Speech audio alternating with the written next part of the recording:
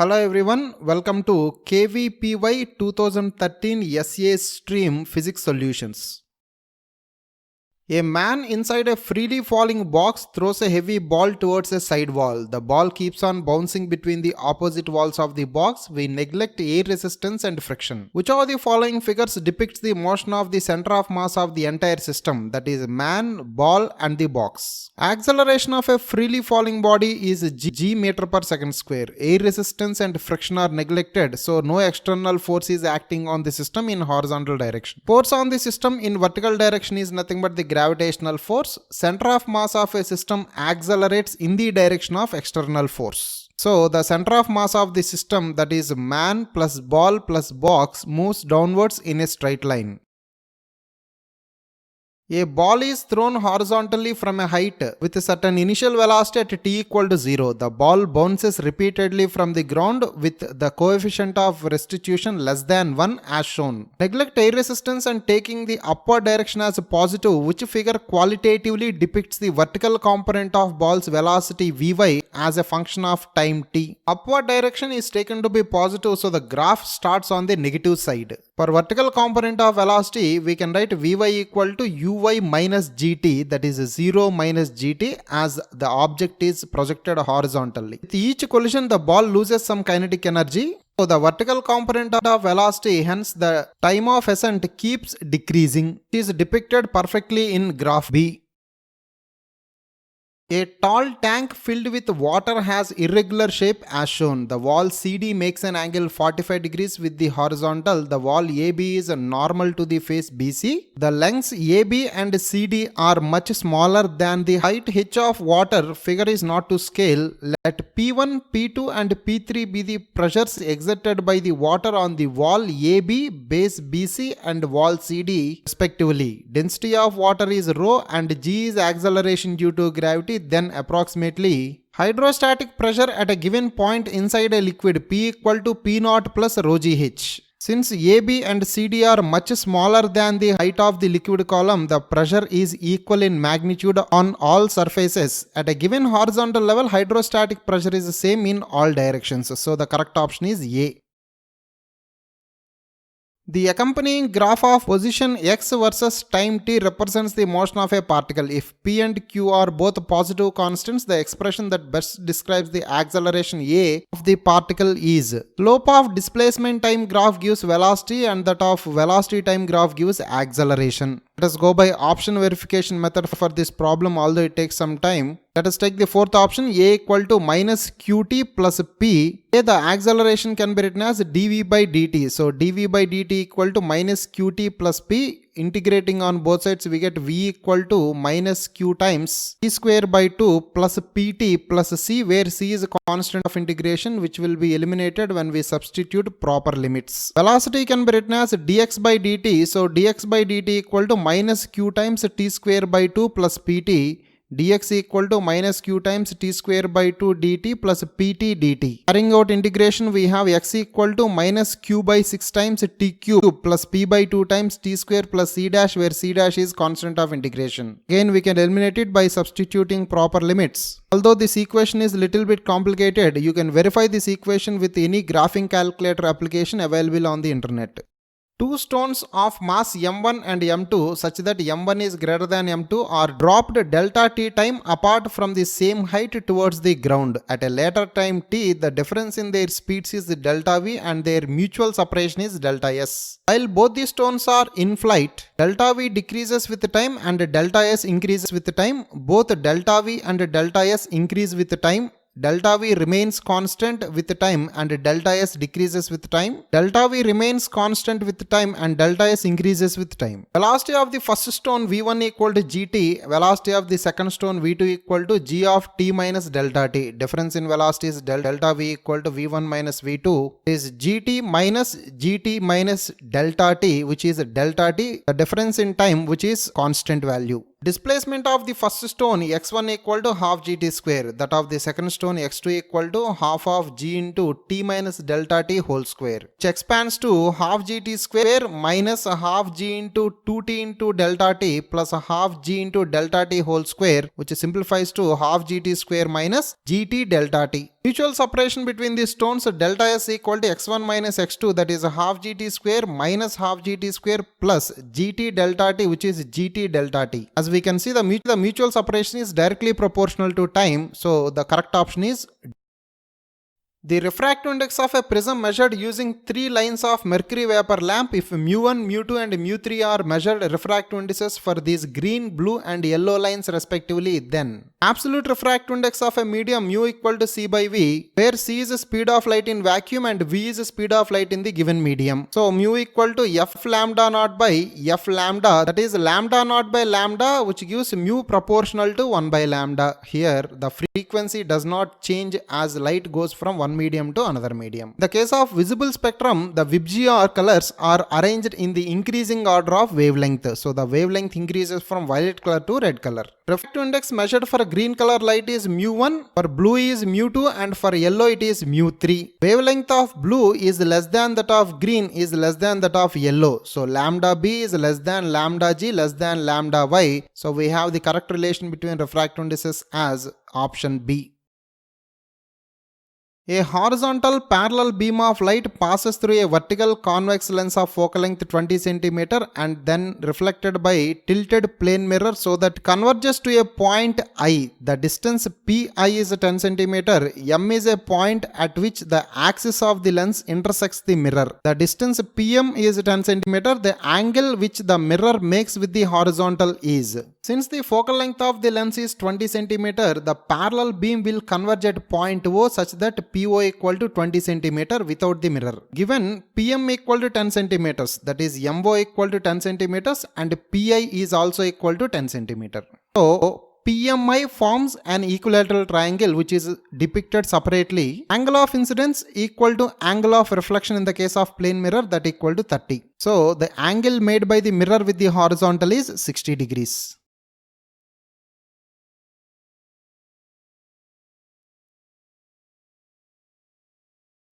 In a car, a rear view mirror having a radius of curvature 1.5 meter forms a virtual image of a bus located 10 meter from the mirror. The factor by which the mirror magnifies the size of the bus is close to. Radius of curvature of the mirror r equal to 1.5 meter, that is 150 centimeter. So the focal length is half of it, that is 75 centimeter. Distance of the bus from the mirror, that is object distance u equal to 10 meter, that is 1000 centimeter. Image distance from the mirror, applying mirror formula 1 by v plus 1 by u equal to 1 by f. 1 by v minus 1 by 1000 equal to 1 by 75. For convex mirror, object distance is negative, image distance and focal length are positive. 1 by v equal to 1 by 1000 plus 1 by 75, which gives v equal to 69.76 centimeter. Magnification produced by the mirror m equal to height of the image by height of the object, that is also equal to image distance by object distance 69.76 by 1000, which is 0.069. That can be written as 0.07. Consider the circuit shown in the figure below. All the resistances are identical. The ratio I by I dash is current through the resistance R ohm lying between B and D, that is I1 equal to I times 5R by 3 by 5R by 3 plus R, which is 5 by 8 I. Here we have used the fact that the current divides in the inverse ratio of resistances when two resistors are connected in parallel. Current through 5R by 3 ohm resistance connected between B and D, I2 equal to I minus I1, that is 3 by 8 I. This current divides at C into two parts, I dash equal to 3 by 8 I times R by R plus 2R, that is 1 by 8 I. So the ratio I by I dash equal to I by 8, which is 8.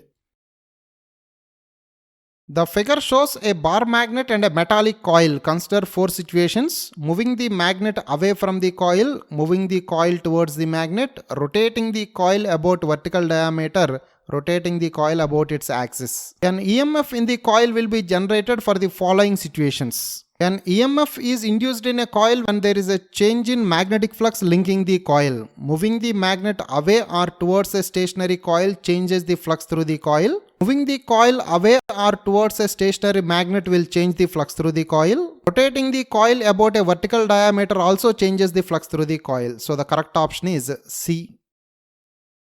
A current of 0.1 ampere flows through a 25 ohm resistor represented by the circuit diagram. The current in the 80 ohm resistor is. The given electrical circuit can be redrawn as shown below. Effective resistance between A and B is 15 plus 25, that is 40 ohm. 40 ohm resistor and 20 ohm resistor are in parallel so that potential drops across them is equal. So we can write 40 into 0.1 equal to 20I, which gives I equal to 0.2 ampere. Let the current flowing through 80 ohm resistance be I. Applying junction rule at A, we have I equal to 0.1 plus 0.2, that is the sum of the currents flowing into the junction equal to sum of the currents flowing out of the junction. So I equal to 0.3 ampere.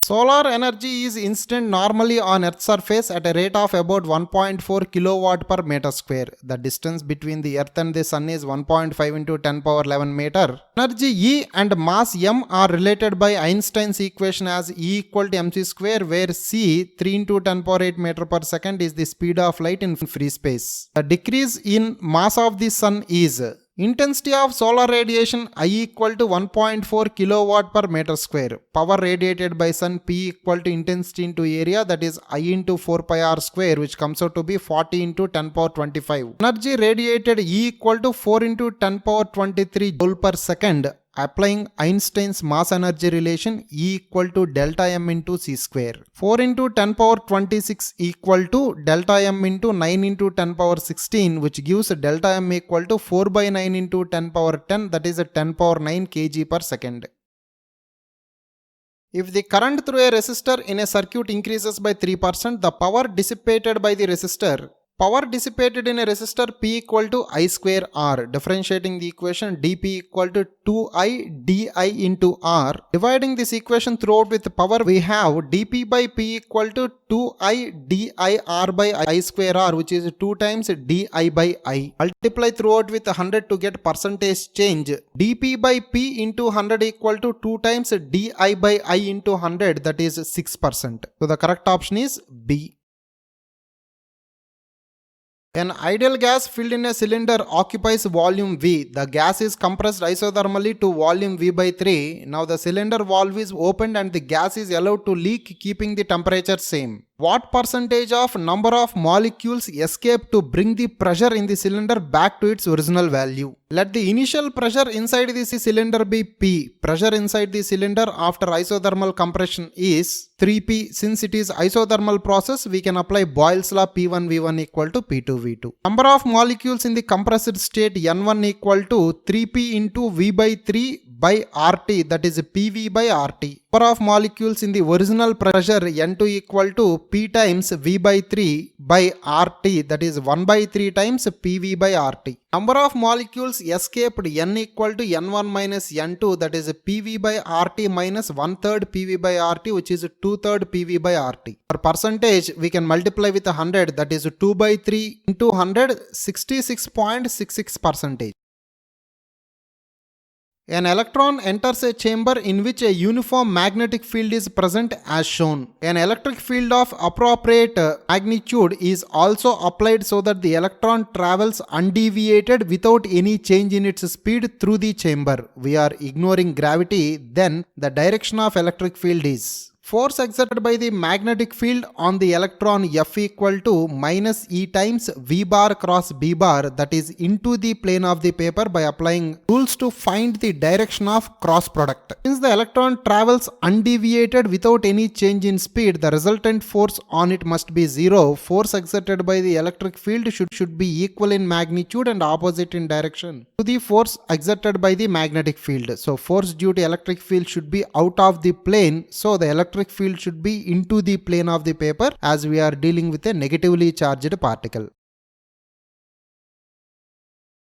Two identical uniform rectangular blocks with the longest side L and a solid sphere of radius R to be balanced at the edge of a heavy table such that the center of the sphere remains at the maximum possible horizontal distance from the vertical edge of the table without toppling as indicated in the figure. If the mass of each block is m and that of sphere is m by 2, then maximum distance x that can be achieved is: the center of mass of the upper block and the solid sphere should lie on the edge of the bottom block so that it is balanced. Taking the moments about center of mass, we have m by 2 into a equal to m of L by 2 minus a, which gives a equal to L by 3. Center of mass of the upper block plus a solid sphere and the lower block should lie on the edge of the table so that it is balanced. Taking moments about center of mass, that is the edge of the table, we have 3m by 2 of x minus a equal to m times L by 2 minus x minus a. Simplifying this expression and substituting the value of a, we get x equal to 8L by 15. Two skaters P and Q are skating towards each other. Skater P throws a ball towards Q every 5 seconds such that always leaves her hand with a speed 2 meters per second with respect to ground. Consider two cases. P runs with a speed 1 meter per second towards Q while Q remains stationary. Q runs with a speed of 1 meter per second towards P while P remains stationary. Note that irrespective of the speed of P, ball always leaves P's hand with a speed 2 meter per second with respect to ground. Ignore gravity. Balls will be received by Q. Let the initial separation between the skaters be x. Time taken for the first ball t1 equal to distance by velocity, that is x by 2 seconds. Time for the second ball t2 equal to d by v, that is distance by velocity, 5 plus x minus 5 velocity of p by 2, that is 5 plus x minus 5 by 2. The time interval delta t equal to t2 minus t1, then that is 5 plus x minus 5 by 2 minus x by 2, which is 2.5 seconds. So the second case, time taken for the first ball t1 equal to x by 2 plus 1, that is x by 3. Time taken for the second ball t2 equal to 5 plus x minus 5 times vq by 3, that is 5 plus x minus 5 by 3. Time interval delta t equal to t2 minus t1, that is 5 plus x minus 5 by 3 minus x by 3, that is 10 by 3, 3.3 seconds. So the correct option is A.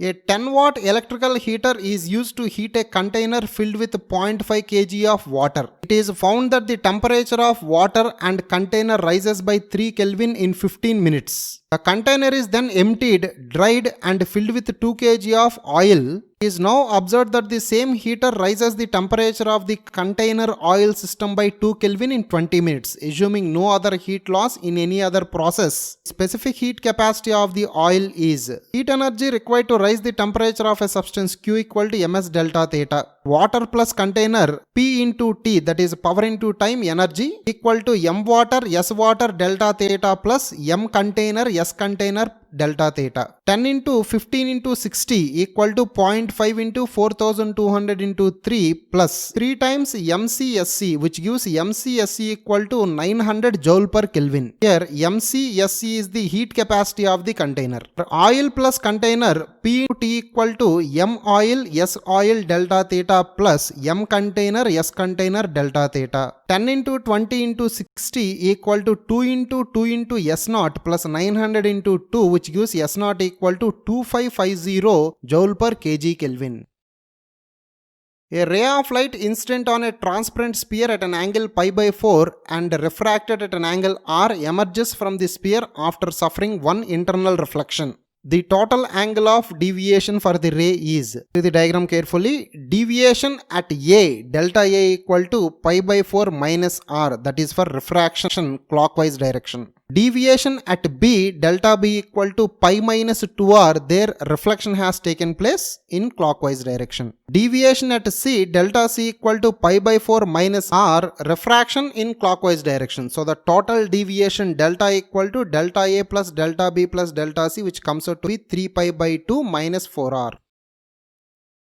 An electron with an initial speed of 4 into 10 power 6 meter per second is brought to rest by an electric field. The mass and charge of the electron are 9 into 10 power minus 31 kg and 1.6 into 10 power minus 19 coulomb respectively. Identify the correct statement. Initial speed of the electron 4.0 into 10 power 6 meter per second. Final speed is 0. Work done by the electric field on the electron, W equal to E into V. Applying work energy theorem, W net equal to delta K, half mu square minus 0 equal to half mu square. It should be equal to work done. So EV equal to half mu square, which gives V equal to 45 volt. So the correct option is D.